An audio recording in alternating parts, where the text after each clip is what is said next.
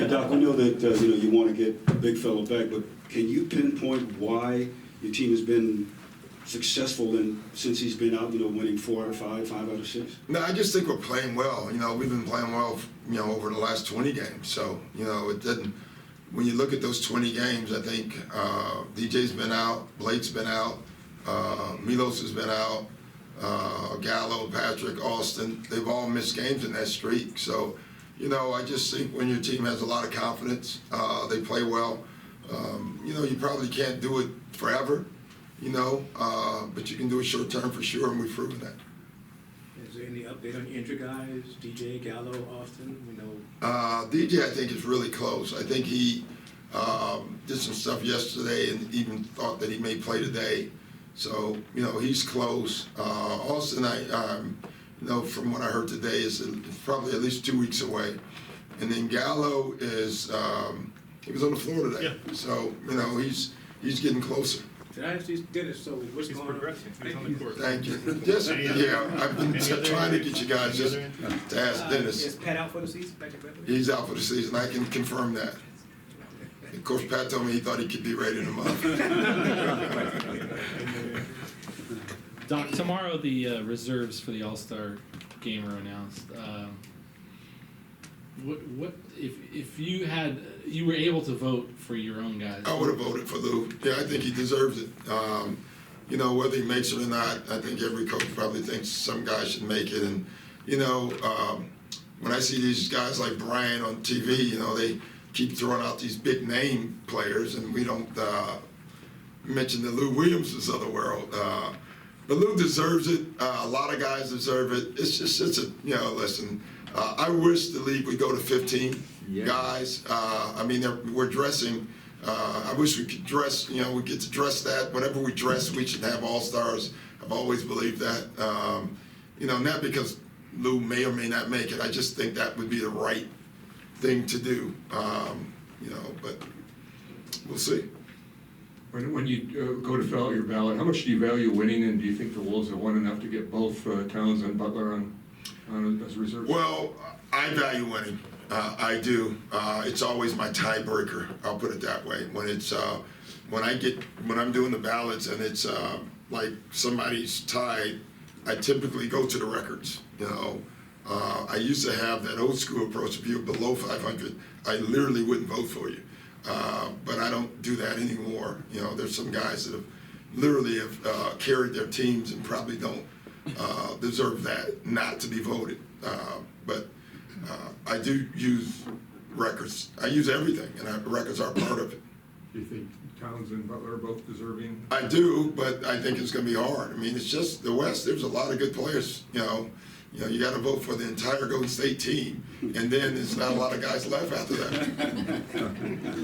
Would you like to see them choose up sides? That's not being televised. I actually think they should do the coaches vote. That should be public. And I think since we're in the age of transparency, we're announcing every time our official makes a mistake. So maybe we should definitely, that should definitely be live. The pick of the teams. And I may be making a mistake. Doesn't hockey do that? Yes. Thank you, Rachel. Then we should do that. I really do. I think it would be fun, and I can't imagine I somehow made one All-Star team. If you guys didn't know that, and I probably would have been one of the last picks. I wouldn't have cared. I would have still been on the All-Star team. I don't get that we're worried about hurting people's feelings. You're on the All-Star team. How can your feelings be hurt? So I would love that. I think it'd be a lot of fun. The check cleared that year? The check did clear that year, that's for sure. Five guys get rid of something? A lot of guys got hurt, and they just put me on there as a defensive weapon. Doc, when the NHL did it, they gave the last pick a car. Whoever got picked last was awarded a car. Oh, that's sweet. So You're then kidding you me. have guys lobbying to be the last pick. Oh, I love that. We should do it. They stopped doing it. Huh? Juwan Evans. Jawan is out today. So I forgot about that injury. What's his So injury?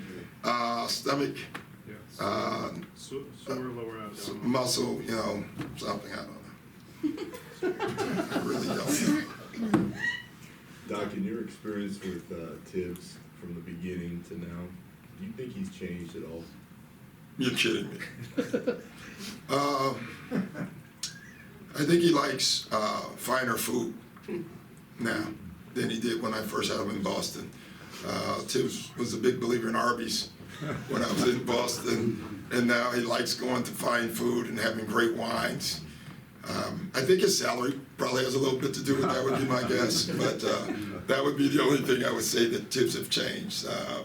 You know, I love the guy. He's as intense, and he just loves the game. You know, he really does. Like, it's not just, he just loves the game. And I have always thought I love guys like that. You know, I love players who just love it, and coaches, and Tibbs is one of them. Doc, I think going into last year's Super Bowl, you were doing an interview and said that Belichick was the greatest coach, in your opinion, all time in sport. And I'm guessing you still feel that way, but obviously with yesterday's game, how did you watch him? What's your respect level for him? I watched at a friend's house on his big theater, and it was awesome. You knew it was coming. You knew it was coming. You knew it was coming. Everyone knew it was coming. But it's still amazing to watch. From a coaching perspective, watching them, and it's not just him, it's all of them, all their players, it's really awesome to watch them. You know, someone's going to beat them eventually, but they're not going to beat themselves. That's what you know going into the game, and it's just a beautiful thing to watch. You know, their execution is just, it's incredible. It really is. You shake your head every single time, and it's fun to watch. As a coach, when you see that, how do you try to get your team to buy in? I use it all the time. You know, football, Belichick and I always laugh, like he would laugh, like, how could you coach basketball? You can't call a play they get every play, they get a huddle, and it drives them nuts because how do you get a play in there? You know, but what I use football, and not just the Patriots, as an example in execution all the time, because you think about it, they can't flinch. It's an offside. Their execution in football has to be perfect. They make passes, and I show film of quarterbacks passing the ball before the guy breaks. You know, he trusts that the guy will be there. And, you know, it's harder, obviously, in basketball because of the fluidity of the game. But if you can get your guys just to think of execution like that, you can be really good. Other than confidence, can you give us anything else that's attributed to the surge? Well, I think our spacing and our pace. I think we clearly changed our pace. I can say in the beginning of the year with Gallo, Blake, and DJ, we were going to play a certain way. Then when one goes out, then the next one goes out, you play differently. What most of us do, including me, usually when everybody comes back, you go back to playing the way you were going to play. And this year we did the exact opposite. We decided to stay in what we're doing differently. And all the guys who've come back have bought in. I mean, Blake bought in right away. He enjoys the way we're playing. So that would be it. Thank you, guys.